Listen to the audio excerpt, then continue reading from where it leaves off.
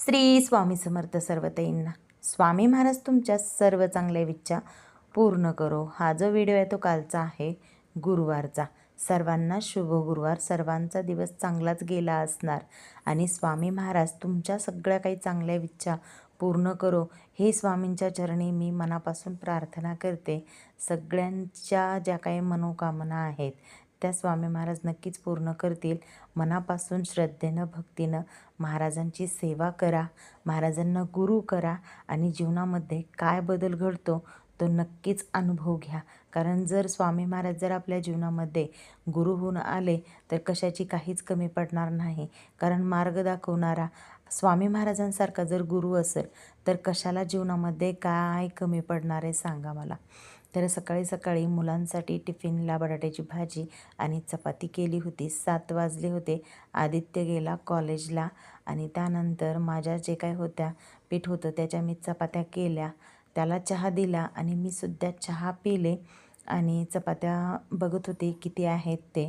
कारण 2-3 चपात्या 2-4 चपात्या एक्स्ट्रा उरणार होत्या. कारण अनुष्का टिफिनला किती 1 चपाती घेऊन जाते आणि थोडीशी भाजी आणि जे काय आहे ते आज पण मला चपातीच खावं लागणार.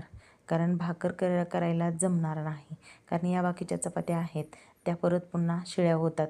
कारण कालचीच बघा 1 चपाती राहिलेली आहे. आता ती शिळी मलाच खावं लागतं. त्यामुळं चपात्या जर असतील तर भाकर करायला जमत नाही.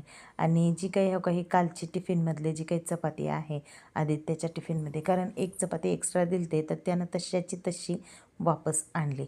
चहा गरम करायला ठेवला आणि म्हणलं परत पुन्हा लक्षात राहायचं नाही म्हणून ती चपाती घेतली आणि त्या चपातीचा बारीक असा मी चुरा करते आणि इथं या कट्ट्यावर ठेवते. कारण कसं खारुताई जी गिलोरी असते ती खाते बारीक बारीक तुकडे, किंवा कबूतरं खातात, चिमणी खाते, कावळा येतात, भरपूर असे पक्षी आहेत की इथं ते झाड असल्यामुळं कसं झाड आहे दारात. मग ती झाड असल्यामुळं काय होतं त्या झाडावर बसलेले असतात पक्षी. असं पाऊस यायला की कसं पक्ष्यांना काय घर वगैरे असं काही नसतं, निस्वार्थ असतात बघा. त्यांचं काय स्वतःचं असं म्हणजे असं हे नाही की माझं घर, माझं हे, माझं ते बघा. त्यांना काही चिंता आहे का उद्याच्या ह्याची? ते काय साठवून ठेवतात का?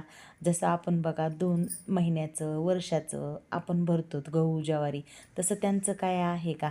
त्यांचं बघा आज पाणी भेटले, आज पाणी पिले तर उद्या कुठं पाणी भेटणार? ते सगळं परमेश्वराला सोडून दिलेलं त्यांनी. चिमणीसारखं जीवन जगावं. कारण आजचा दिवस निघाला तर उद्याचा कसाही निघणार.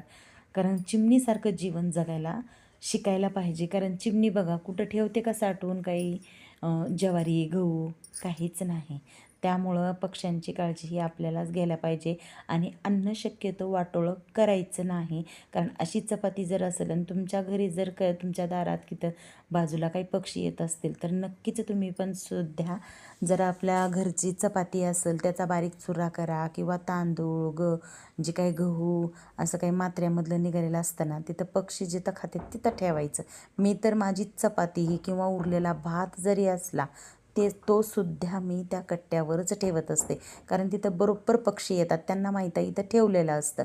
कारण ते काय पहिले येत नव्हते पण मी तिथं ठेवायची, त्यामुळं त्यांना माहीत आहे की इथं ठेवलं जातं.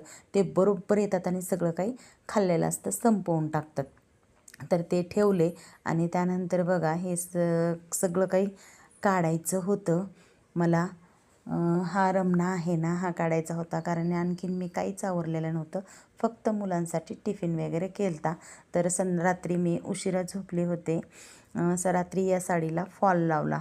कारण या साडीला फॉल हा मशीनवर बसणार नाही. कारण याला खालून आणि वरून दोन्हीही साईडनं मशीनवर बसणार नाही. फॉल हातानंच लावावा लागणार होता. कारण मशीन कटची साडी होती लेस, त्याच्यामुळं का हातानंच लावावं लागणार.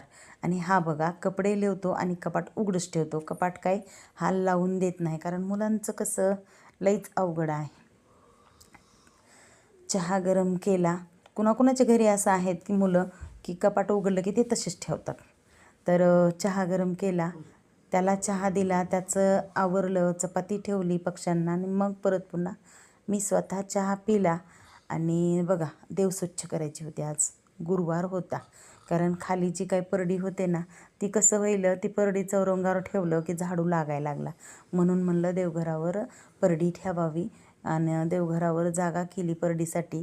आणि तो चौरंग उचलून कोटीवर ठेवला आणि त्याच्यावर माता लक्ष्मी ठेवली.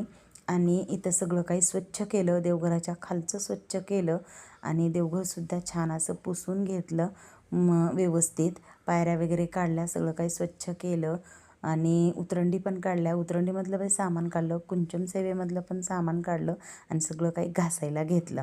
कारण कसं आज गुरुवार होता आणि देव भरपूर दिवस झालं स्वच्छ करून, त्यामुळं सगळं काही स्वच्छ करायला घेतलं.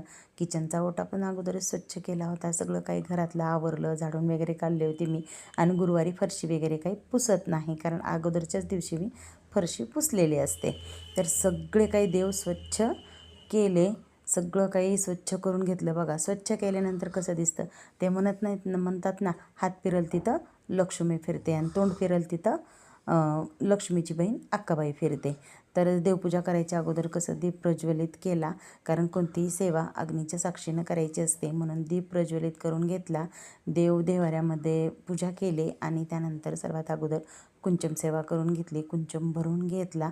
माता लक्ष्मीचं नामस्मरण करत करत कुलस्वामिनीचं नामस्मरण केलं.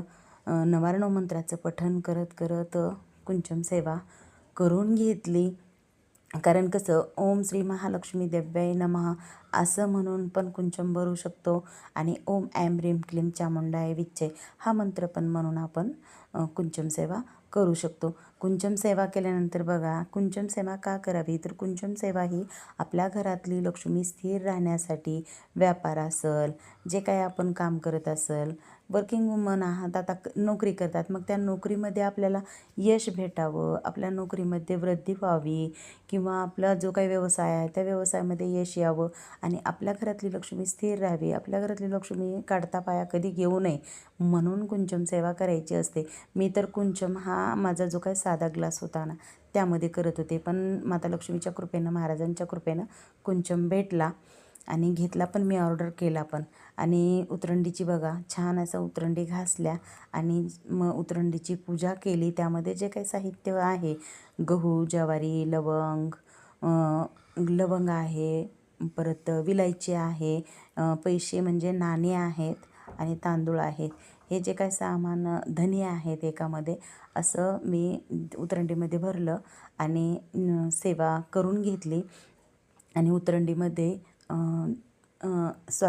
उतरंडी देवघरामध्ये स्थापित केल्या आणि सगळ्या काही देवांची पूजा करून घेतली आणि श्रीयंत्रावर कुंकू अर्पण केलं आणि त्यानंतर देवाला छान असं मंगल कलशाची पण स्थापना केली. जो काही बारका कलश होता त्यामध्ये नारळाला कसं पाणी पोचत नव्हतं आणि नारळ कोरडा पडत होता, म्हणून मी या कलशामध्ये मंगल कलश या कलशामध्ये स्थापन केलं आणि छान अशी पूजा करून घेतली. माता लक्ष्मीची पूजा केल्यानंतर बघा किती छान असं प्रसन्न वाटते. बाकीच्या सगळ्याच देवांची पूजा केल्यानंतर एकदम छान असं वाटतं. आणि गुरुवार म्हणलं तर एक आवडीचा वार वाटतो, आपल्या गुरुचा वार म्हणजे महाराजांचा वार. त्या दिवशीची पूजा करायला एक वेगळंच उत्साह येतो दररोजच्यापेक्षा. तर बघा, परडीची पण बरी ठेवले आणि छान असं पूजा करून घेतली. कुलस्वामिनीची पूजा केली. आमची कुलस्वामिनी ही आई तुळजाभवानी आहे. तर सगळी छान अशी पूजा करून घेतली. गुरुवार होता आणि गुरुवारची छान असं पूजा झाली. सर्वांना श्री स्वामी समर्थ. स्वामी महाराज तुमच्या सगळ्या काही इच्छा पूर्ण करो आणि ज्या काही सेवा आहेत त्या माझ्या महाराजांच्या तुमच्याकडून पण घडो, हीच स्वामींच्या चरणी प्रार्थना. माझी सगळी काही कामं झाली होती. आता मी करणार होते फक्त जेवण राहिलं होतं माझं. जेवण करून मग जे काही होतं ते काम करायचं होतं. दिवसभराचं जे काही ब्लाऊज वगैरे आहेत ते शिवणार होते. तर असा होता माझा कालचा गुरुवारचा दिवस. तर सर्व ताईंना श्री स्वामी समर्थ. व्हिडिओ आवडला